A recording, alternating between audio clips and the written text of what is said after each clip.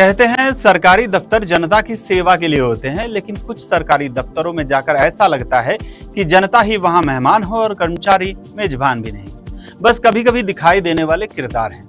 आज की कहानी किसी एक कर्मचारी की नहीं है, किसी एक अधिकारी की नहीं है, बल्कि उस सरकारी सोच की है जिसमें लगता है कि जनता सवाल कम पूछे और इंतजार ज्यादा करे। मैं पहुंचा जिलाधिकारी दफ्तर के सामने स्थित एक सरकारी कार्यालय में। अंदर गया तो सबसे पहले जिसने मेरा ध्यान खींचा वह कोई फाइल नहीं थी, कोई अधिकारी भी नहीं था, बल्कि एक कुत्ता था जो बड़े आराम से अधिकारी के केबिन के पास फर्श पर लेटा हुआ था। ऐसा सुकून जैसे उसे पता हो कि यहाँ कोई भी परेशान नहीं करेगा। और सच कहूं, वहां मौजूद कर्मचारियों के हाव भाव देखकर तो यही लगा कि उसे भी यहाँ पर रहने के सभी लोगों की आदत हो चुकी है। मैंने पूछा, यह अंदर कैसे आया? तो जवाब मिला, अरे यहीं रहता है, बाहर से अंदर आ जाता है, काटता नहीं है। काटना मिटना नहीं किसको। चलो। अरे वो बोलते थोड़ी आता है, कल को आप ही को काट लिया तो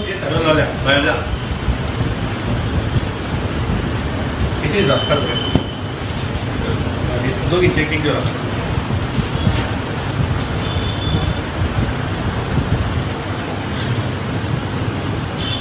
वाह, अब सरकारी कार्यालय में नया नियम शायद यही है कि अगर कोई काटता नहीं है तो अंदर आराम कर सकता है। लेकिन भाई, कुत्ता काटने से पहले आवेदन थोड़ी करेगा कि मान्यवर, क्या अब काटने की अनुमति है? मुद्दा कुत्ते का नहीं है, मुद्दा है कार्यालय की व्यवस्था कैसी है। अगर कर्मचारी इतने ही पशु प्रेमी हैं तो इसमें कोई बुराई भी नहीं है, लेकिन उस प्रेम की सबसे अच्छी जगह है उनका घर है। सरकारी कार्यालय पर इस तरह का व्यवहार सही नहीं है। मेरे पहुंचने के बाद आखिरकार डीओजी साहब को बाहर भेज दिया गया, यानी उन्हें भी समझ आ गया था कि आज मीडिया आई है। अब हम पहुंचे जल संपदा विभाग। यहां एक महिला कर्मचारी पूरी तल्लीनता के साथ कंप्यूटर स्क्रीन को देख रही थी। दूर से लगा कि वाह, काम बड़ी तेजी से हो रहा है, लेकिन पास जाकर देखा तो फाइलें नहीं थी, खबरें चल रही थी। अब खबरें देखना गलत नहीं है, हम भी देखते हैं, आप भी देखते हैं, लेकिन सरकारी समय में सरकारी कंप्यूटर पर सरकारी काम पहले होना चाहिए या फिर खबरें? यह सवाल तो बनता है। सोचा चलो संबंधित अधिकारी को इसकी जानकारी दे दी जाए, लेकिन अधिकारी महोदय शायद इतने व्यस्त थे कि उन्हें समय नहीं था। हमें कहा गया कि इंतजार कीजिए। अब जनता इंतजार करे, पत्रकार इंतजार करे तो फिर काम कब होगा? इसलिए हमने सोचा चलो आगे बढ़ते। अब हम पहुंचे तापी पाटबंधारे विकास महामंडल मध्यम प्रकल्प विभाग क्रमांक 2 पर। यहाँ का दृश्य भी कुछ अलग नहीं था। कुर्सियां मौजूद थी, टेबल मौजूद थे, नाम पट्ट मौजूद थे, बस जिनके नाम लिखे थे या नहीं थे वे मौजूद ही नहीं थे। पूछा कि लोग कहाँ हैं तो उत्तर मिला कि निजी काम से गए हैं किसी के निधन के कारण। दुख की घड़ी में जाना मानवीय कर्तव्य है, इस पर किसी को कोई आपत्ति नहीं हो सकती। आमच्या सोबतची बाई ना ती सासरे माझे तिथे जाणार मी उद्या मी लवकर जाणार आहे, लगेच उद्या जाणार आहे, लेकिन सरकारी सेवा के नियम भी तो कोई चीज हैं। कार्यालय समय से बाहर जाना है तो क्या लिखित रूप में अनुमति ली गई? क्या वरिष्ठ अधिकारी को सूचना दी गई? यही सवाल था। और यहीं से शुरू होती है दिलचस्प कहानी।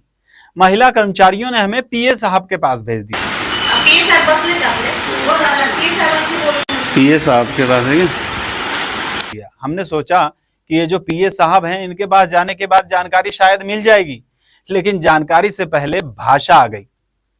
पीए साहब बोले, मराठी में बात कीजिए, मुझे हिंदी नहीं आती है। हमने कहा कि ठीक है, मराठी में ही बात कर लेते हैं। आप सरकारी आपको तुम्हारा रिकॉर्ड करतोय मी। सवाल वही रहा, बस भाषा बदल गई, लेकिन जवाब हर 2 मिनट में बदलने लगा। पहले कहा मुझे पता नहीं कि कौन बाहर गया है, फिर कहा शायद चाय पीने के लिए गए होंगे। थोड़ी देर बाद बोले नहीं, छुट्टी लेकर गए हैं। और जब हमने कहा कि ठीक है, छुट्टी का आवेदन दिखा दीजिए, तो जवाब आया कि यह निजी जानकारी है।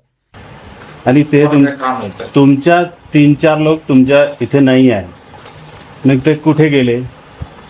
प्रत्येक जण खुर्चीवर बसतो, बरोबर आहे, त्याला दुसऱ्या टेबलावर काम असते तिकडे असते, ते त्यांच्या सोबत जे बसलेले आहे ते सांगताय ते बाहेर गेलेले आहे, कोणीतरी वारला आहे तिथे गेलेला आहे। तुम्हाला माहित आहे का? जे वारले ते रजा घेतली, तेच सांगतोय, त्यांचं काही लिखापडी आहे का त्याची? हो, ते रजेचा अर्ज टाकून गेले, तिथं त्या रजेच्या क्लर्कला विचारा। नाही, तुम्ही ते आहे नाही ना, कोणी नाहीये ना, त्यासाठी तुमच्याकडे आलो आणि तुम्ही सांगताय आम्हाला की तुम्हाला कशाला दाखवू आम्ही। हॅलो, असं तुम्ही कसं का सांगताय? हे रजिस्टर अर्ज कोणाला थोडी दाखवू शकतो आम्ही. मग का नाही?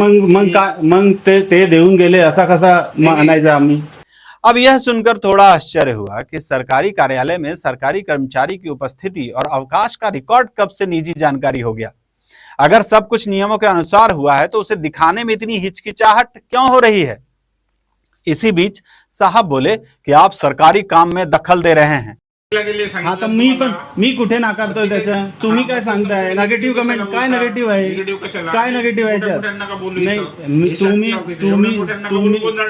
तुम्ही काय गोंधळ करताय? तुम्ही अब यह भी कमाल की बात है कि जनता सवाल पूछे तो दखल, पत्रकार जानकारी मांगे तो दखल, लेकिन सरकारी कार्यालय में कर्मचारी मौजूद न हो उस पर सवाल न पूछा जाए। लोकतंत्र में सवाल पूछना दखल नहीं होता है, जवाबदेही की शुरुआत होती है साहब। मैंने कहा कि ठीक है, सीसीटीवी फुटेज ही दिखा दीजिए ताकि पता चले कि कौन कब आया, कौन कब गया और किसने पूरे समय कार्यालय में काम किया। लेकिन यह मांग भी पूरी नहीं हुई।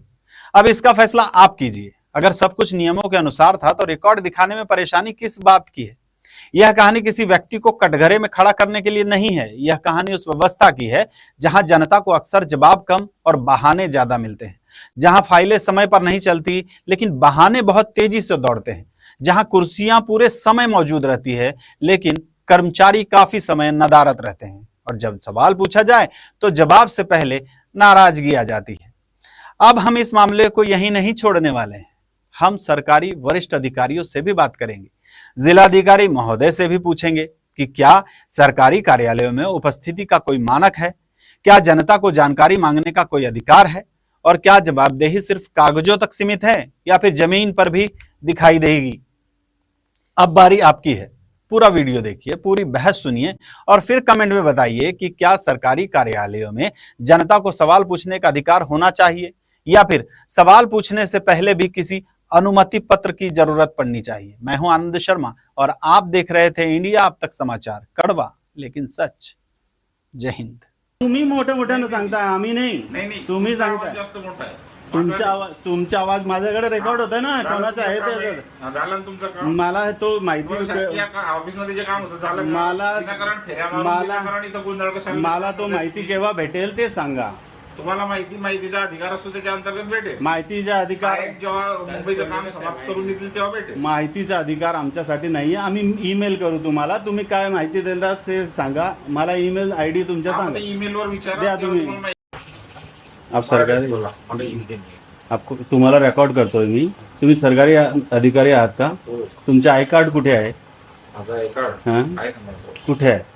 आहे ना बॅग. मग तुम्ही गळ्यात का नाही टाकता? त्याच्याकरता मी कलेक्टर ऑफिसला ड्युटीला गेलो होतो. तो कलेक्टर ऑफिसला काय सांगितलंय का आय कार्ड घालायचा नाही का? नाही सांगितलंय सगळं मग बरोबर.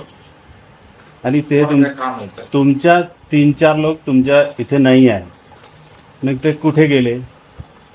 ती प्रत्येक जण खुर्चीवर बसतो बरोबर आहे. हम्म. त्याला दुसऱ्या टेबलावर काम असतं ते तिकडे असते. ते त्यांच्या सोबत जे बसलेले आहे ते सांगताय ते बाहेर गेलेले आहे.